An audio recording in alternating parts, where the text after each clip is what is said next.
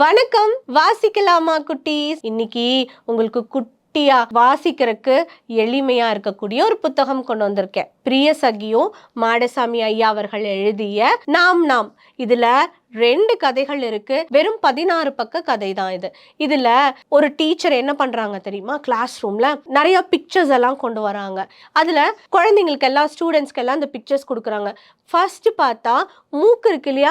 டிஃப்ரெண்டான மூக்கு இருக்கிற பிக்சர்ஸ் கொடுக்குறாங்க.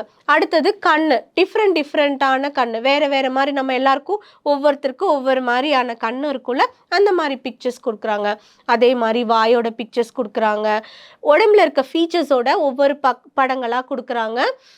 வேற வேற மாதிரி இருக்கு. இந்த படங்கள்லாம் கொடுத்துட்டு டீச்சர் ஒரு விஷயம் குழந்தைங்களுக்கு சொல்லி தராங்க. நம்மளுக்கு எல்லா உறுப்புகளும் வேற வேற மாதிரி இருக்கலாம். கண்ணு வேற வேற மாதிரி இருந்தாலும் கண்ணோட வேலை என்ன? பார்க்கறது இல்லையா? அதே மாதிரி மூக்கு வேற வேற மாதிரி இருந்தாலும் மூக்கோட வேலை என்ன? முகர்றது, சளி வந்தா அதை வெளியேற்றுறது, இந்த மாதிரி விஷயம் தானே, காமனான விஷயம்தான். இப்படி உடல் உறுப்புகளும் நம்மளுடைய முகங்களும் வேற வேற மாதிரி இருந்தாலும் எல்லாருக்கும் உணர்வுகள் எல்லாம் ஒண்ணுதான். யாரையும் கஷ்டப்படுத்தக்கூடாது, எல்லாரையும் அன்பா நடத்தணும் அப்படிங்கிற ஒரு அழகான கதை இதுல இருக்கு. கூட இன்னொரு கதையும் இருக்கு. இந்த புத்தகத்தை நீங்க அவசியம் வாசிக்கணும். அன்பும் நன்றியும்.